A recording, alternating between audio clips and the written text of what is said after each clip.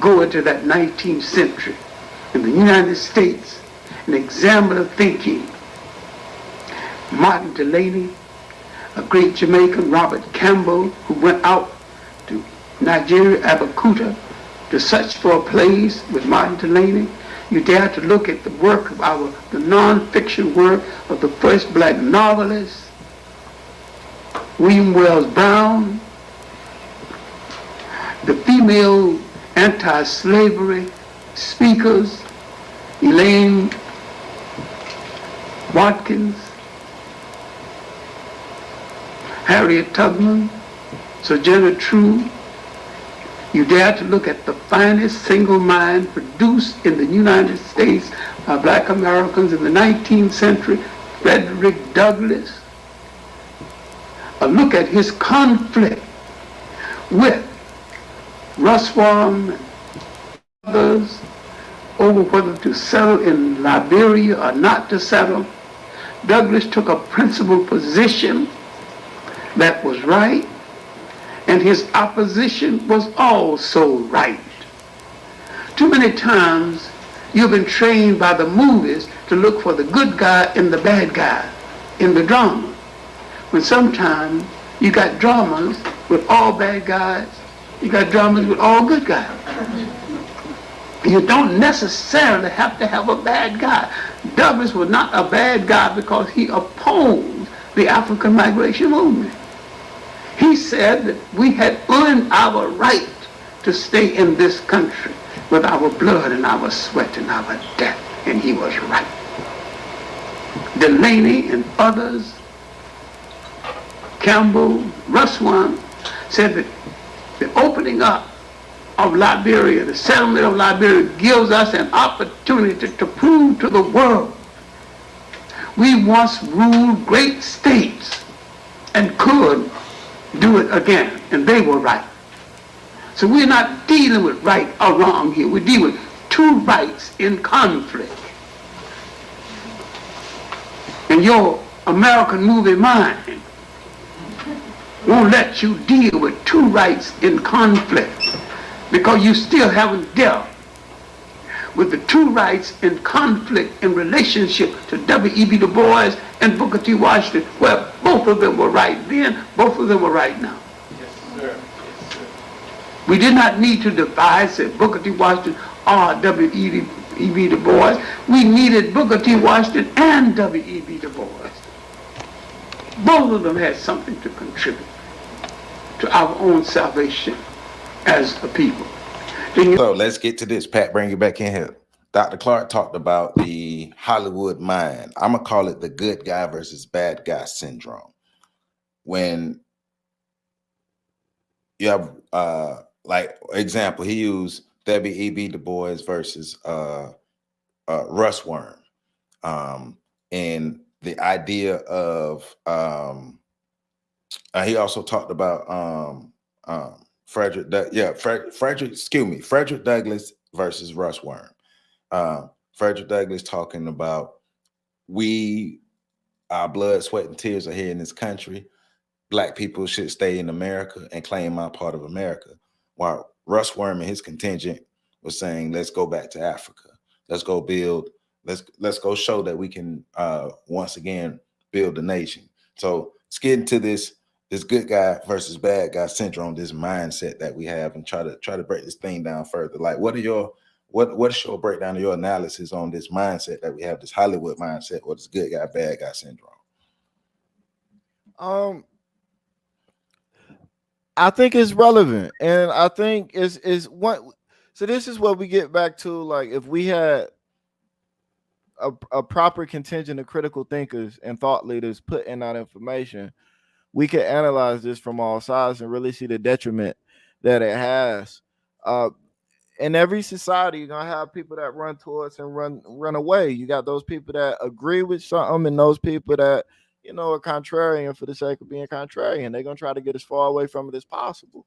And understanding how these two groups operate becomes real interesting in a space where you're talking about good guy, bad guy mentality. Because nobody's really looking at, people stop at that point looking at the merits of an argument based on the merits and the value of it. But it also has this weird space where people begin having a hard time viewing and honestly assessing things that are actually wrong. You know what I'm saying? Like we have these spaces where it's like, okay, this person, these two people just have a difference of opinion, but both of their views could work, just a different approach. And people will see that and they'll vilify one and deify the other. And then when you have a situation that comes up where somebody is legitimately wrong, like, and I'm not talking about wrong from a philosophical standpoint. I'm talking about wrong from a standpoint of like this person is actually doing something that is wrong. They're molesting kids. They're this, they're that. They're doing things that are clearly wrong. Yeah, these same people, in my mind, with this same mentality, doing the exact same thing. Well, that's just the way you see it. Let's look at it this way. No, that there's no other way. So it becomes a place where now not only are we not allowed or not able to view people in the light of the merits Objectivity. of their Yeah. arguments and objectivity, but we become divided at this point over not just the good things that we should be unified over, but even the bad things that we should be unified over. And I think that's where it gets to be real interesting, because we bring up the Du Bois and the Garvey argument frequently, and the other people, those arguments frequently about who was right and who was wrong. And it's like that's not even a debate where right and wrong should be used. But then when we have serious cases, like Umar Johnson, right versus wrong, all of a sudden we don't want to have that discussion either, because I think it's all linked. I'm in the interest of keeping it brief, but I think it's all linked, and I think there's a clear situation there where a lack of critical thinking in one area has negatively impacted us in every other area. And that's where I said if we had a think tank doing what it needed to do and a community action team that's doing what it needed to do, these are things that we could get out in front of and head off at the pass and remind people, no, we need to take this stance in this situation so that these things over here don't become a detriment. Yep. When you lack code and structure, you're vulnerable. So I think a great example of, especially Black people in America, Black America buying into the good guy versus bad guy syndrome is our view of the Republican Party versus the Democratic Party. The majority of Black people literally believe that it's almost like the Republican Party are the demon spawns, and the Democratic Party are our saviors. And it's like you said, it's a lack of an ability to be objective about the information that's placed on the table, because everybody knows that most Black people are going to vote Democrat anyway, just because like the platform of the person can be trashed. Like we have evidence of not only like, because we like to talk about it with the Trump voters, but we have a lot of evidence of Black people voting against their own interest just because the person is viewed as the good guy. So that the good guy versus bad guy syndrome really hurts us bad. So PC, give us your thoughts on this syndrome and how you think it further impedes our progress. Well, I think a lot of us, well, how do I say this? Because I agree with what Pat said. I think a lot of us just don't have we don't have the ability to stand on our square because we're too concerned of the pushback. And we've seen it. We've seen the pushback. You speak about the Democrats and the Republicans. I work on the college campus, which is like a primary recruiting ground for, especially in Philadelphia, for Democratic voters.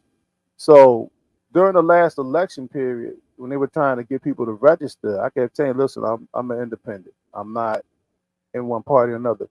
brothers, it was a brother in particular, huffed and puffed like he was ready to fight me because I told him I was an independent and I wasn't, interested in signing to the Democratic Party. Uh, I think black people love, like, it's like a child. Like I keep saying, we function from a place of, arrested development. We function from the place of children. And it's funny because going back the last 200-300 years, these great white thinkers, right? These so-called great white thinkers have identified black people as being the children of the world. In fact, that was one of the things that was that made it justifiable for us to be enslaved in the first place. That we were children out in the wilderness. And I think that being in a nanny state, in a place where black people have never really had a chance to be autonomous. We had maybe a 15, 20-year period where black people can actually build their own stuff here in America. And we know it from the way it was torn down in the early 1900s. So black people have always been dependent. When you're a dependent, it's like a child. It's like being in a child's place. And so now we're more concerned about being fans. Fans of who wins. The winner here, the winner there. We don't have the capacity, unfortunately, to sit back, utilize critical thinking, as was said earlier, and to take the pieces that work from both arguments. Take if we're going to have a debate, the debate is not about who is the better orator, who's more skilled in defending their argument. The debate should be about a compilation of all these different things that the black community can use to go forward, move forward. But we don't want to do that. We want to declare a winner. Everybody wants to choose to be on the side of the winner. Ego. And when you're not on the side of the winner, it spews vitriol and hater. But it also goes back to the tribalism of us not being able to get along.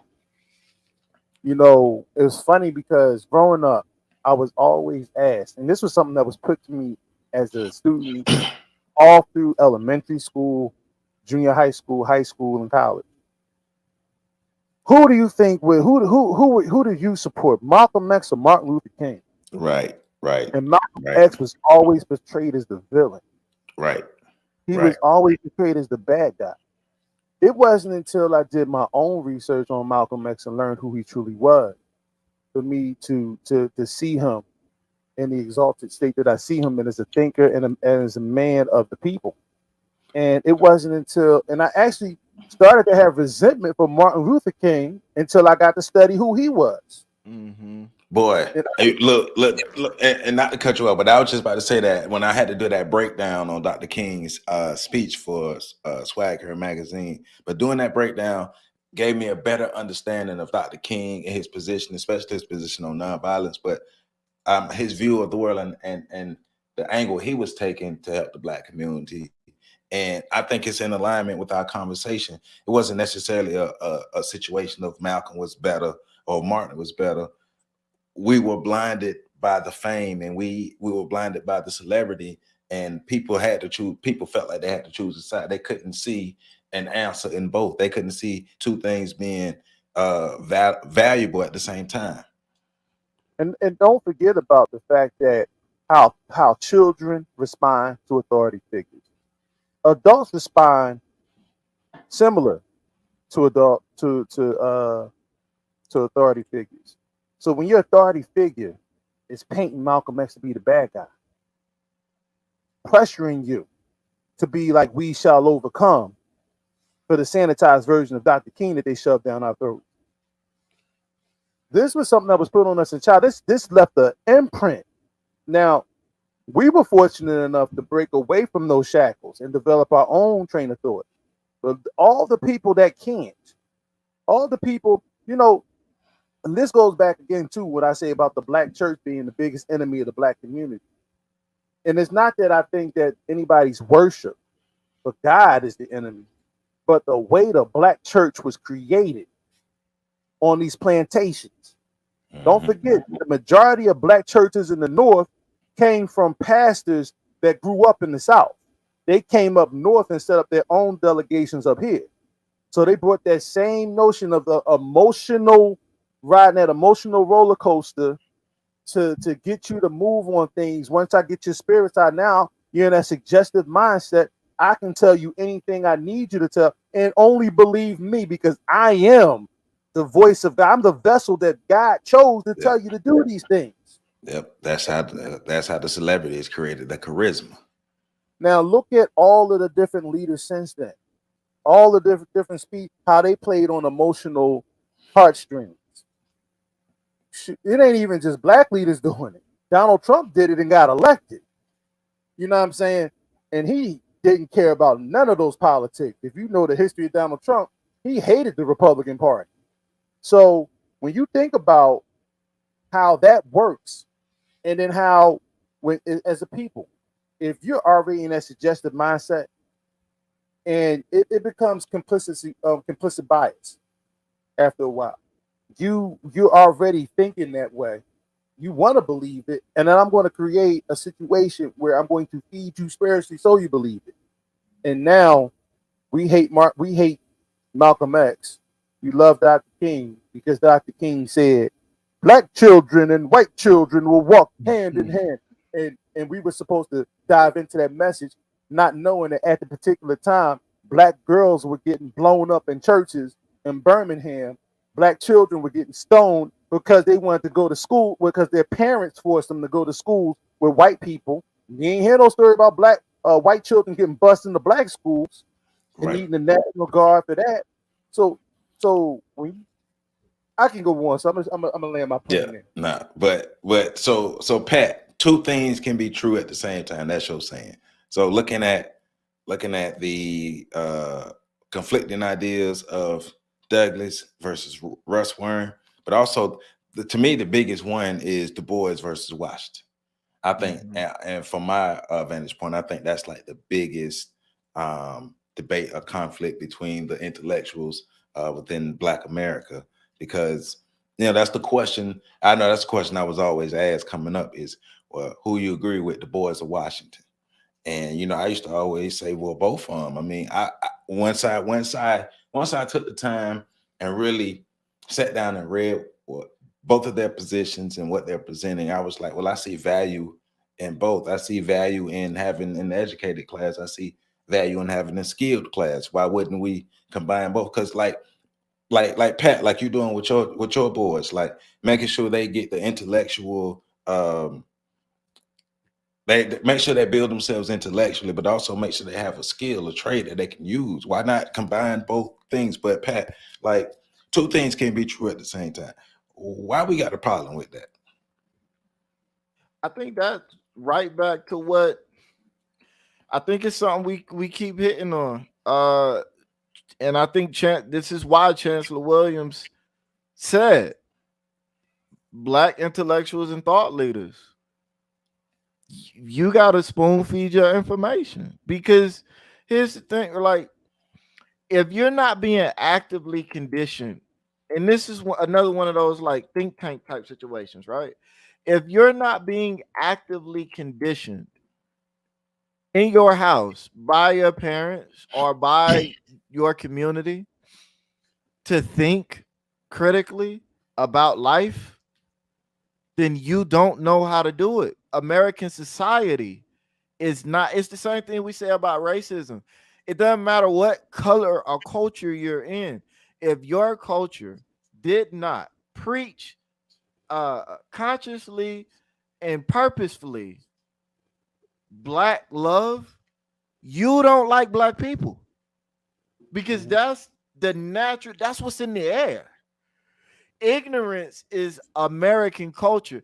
Our movies, everybody loves the Marvel movies. I think everybody loves them because it's not deep. It's pure action. Good guys, bad guys. Good guys go fuck up bad guys. That's the plot for every Marvel movie, right? For every Hollywood action movie, that's the plot. Good guys go beat up bad guys. And we're ingrained into it as a little kid. You think about the cartoons we used to watch, the Looney Tunes, right? Sylvester was the bad guy. Tweety was Yep. the good guy. At no Yep. point in time did nobody ever sit back and say, well, I wonder why the cat is trying to eat the bird in every episode. That was never talked about. The fact that it's in this animal's nature To eat the bird. to eat the bird. That's what they do. And the fact that the bird, because the bird is the good guy, the bird is allowed to vilify, mistreat, brutalize, and abuse the cat simply because the cat is following its nature. We don't think about though. It's like it, and then we grow up and we have people saying, well, this, like we talk about female circumcision since we pissing people off, right? People are saying like those cultures that do that are animalistic, they're barbarians, they're horrible cultures that need to be destroyed. Well, that's how you feel, but that might not be what they think. Well, it don't matter what they think. I think it like that starts again. We talk about how things are connected, right? Superiority complex. That's Tweety Bird and Sylvester manifested in the mind of an adult thinking about a complex issue. So I think when Dr. Clarke talks about our Hollywood minds and how we're groomed, that if there's a good guy, there must be a bad guy. And if there's a bad guy, there must be a good guy.